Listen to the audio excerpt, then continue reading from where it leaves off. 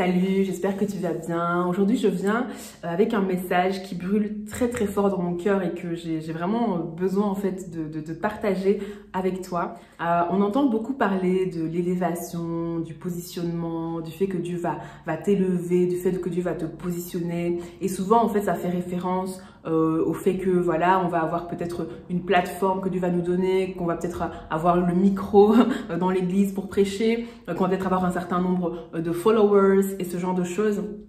Souvent, ça fait référence à ça, mais je pense qu'il est temps en fait qu'on puisse vraiment se concentrer, qu'on puisse vraiment se recentrer sur l'essentiel et sur les priorités en fait, et voir en fait ce que la Bible nous dit. Parce que dans le livre des Éphésiens en fait, on voit que Christ a été placé au-dessus de tout nom, de toute domination, de toute puissance et de toute dignité. Et puis, un peu plus loin, la Bible va continuer en disant que nous avons été placés avec Christ au-dessus de tout nom, de toute domination, de toute puissance et de toute dignité.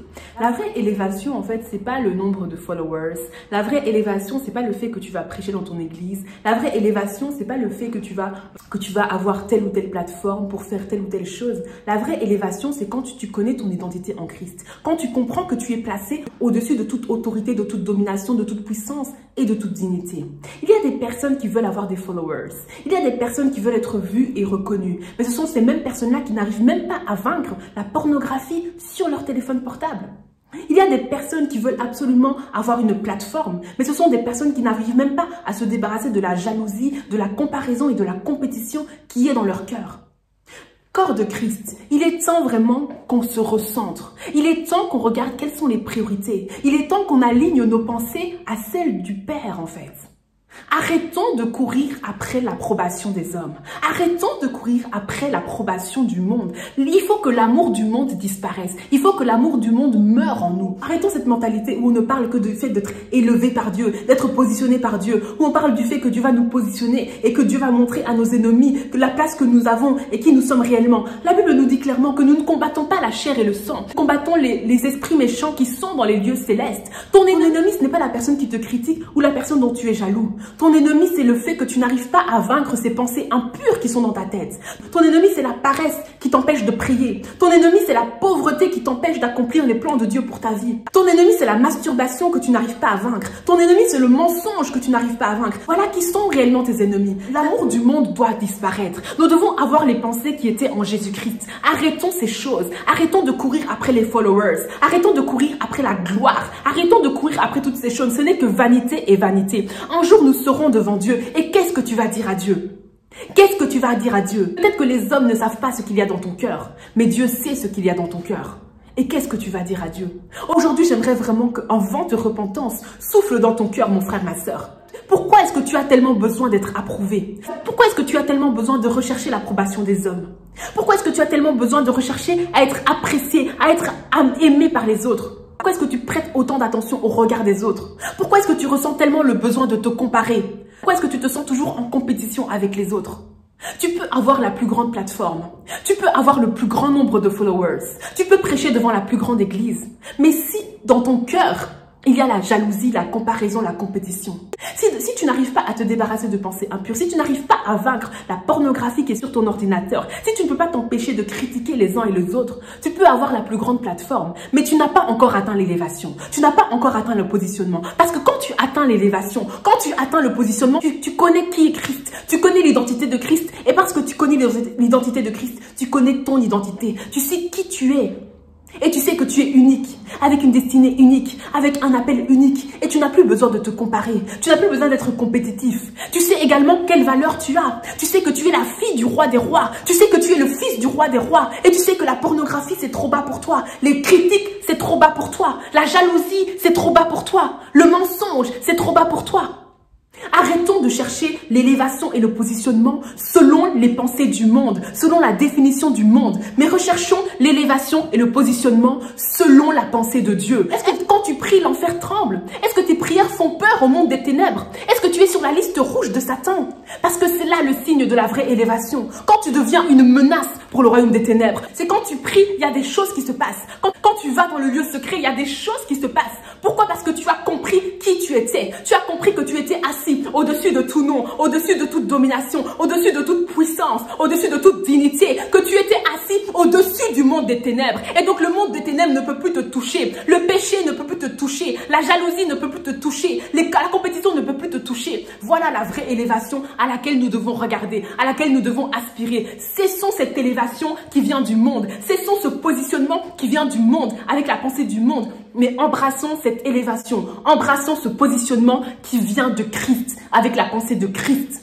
Christ cherche un homme et une femme qui va abandonner sa vie pour la cause de l'évangile de Christ. Dieu cherche des hommes et des femmes, pas qui aspirent à l'élévation et au positionnement selon le monde, mais de personnes qui vont faire de leur vie un témoignage vivant pour la gloire de Dieu. Des personnes qui vont dire j'abandonne ma vie, j'abandonne mes projets, j'abandonne ma façon de voir les choses, j'abandonne ma propre vision pour que la volonté de Dieu soit faite, pour que le nom de Christ soit élevé, pour que ma vie devienne une plateforme au travers duquel le nom de Jésus-Christ va être brandi, pour que des âmes puissent connaître Christ, pour que le bonheur que j'ai expérimenté, la délivrance que j'ai expérimentée, la restauration que j'ai expérimentée, pour que eux aussi ils connaissent ces choses-là. Dieu cherche des personnes, pas qui cherchent leur propre gloire, mais qui cherchent la gloire de Dieu. Cessons de rechercher l'amour du monde. Cessons de rechercher l'approbation des hommes. Et allons dans la présence de Dieu. Allons dans le lieu secret. Allons nous repentir. Allons demander à Dieu, Seigneur, sonde mon âme. Qu'est-ce qu'il y a dans mon âme? Qu'est-ce qu'il y a dans mon cœur? La Bible dit, garde ton cœur plus que toute autre chose, car de lui viennent les sources de la vie. Mon frère, ma soeur, si tu as du mal avec la compétition, la jalousie, la comparaison et ce genre de choses, c'est que Christ n'est pas encore totalement formé en toi. C'est que tu n'as pas encore réalisé qui tu es, que tu n'arrives pas à te voir comme Dieu te voit. Mon frère, ma soeur, si tu as du mal avec certains péchés, c'est que tu n'as pas encore réalisé quelle est ta valeur. C'est que le Saint-Esprit n'a pas encore fait tout ce travail en toi. Alors, au lieu de rechercher la gloire selon le monde, au lieu de rechercher les followers, au lieu de rechercher à être approuvé, va dans la présence de Dieu. Cultive une vie de repentance. Cultive une vie où quand tu sais que ce que tu fais ne plaît pas à Dieu, tu vas dans la présence de Dieu et tu lui demandes sincèrement pardon. Apprends à le connaître. Apprends à savoir qui il est. Apprends à savoir comment il réfléchit. Apprends à savoir qu'est-ce qu'il pense. Apprends que les pensées de Christ deviennent tes pensées. La Bible dit que l'humilité nous fait regarder les autres comme étant au-dessus de nous-mêmes. Que l'humilité te fasse regarder les autres comme étant au-dessus de toi-même. Parce que tu sais qui tu es. Parce que tu sais que Dieu a un plan pour ta vie. Parce que tu sais que Dieu a une destinée pour ta vie. Parce que tu sais que tu es unique. Parce que tu sais que tu as de la valeur. Parce que tu sais que tu es la fille du roi de rois, le fils du roi de rois.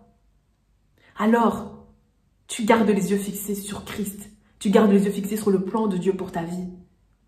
Et parce que tu sais que tu es unique, et parce que tu as été tellement rempli de l'amour de Dieu, tellement rempli de la présence de Dieu, tellement rempli de qui est Christ, tu regardes les autres et tu comprends qu'eux aussi ont une destinée, eux aussi ont un appel, eux aussi il y a des plans dans lesquels ils doivent rentrer, et tu prends la décision d'investir du temps, d'investir de l'énergie pour qu'eux aussi puissent rentrer dans ce que Dieu a prévu pour leur vie.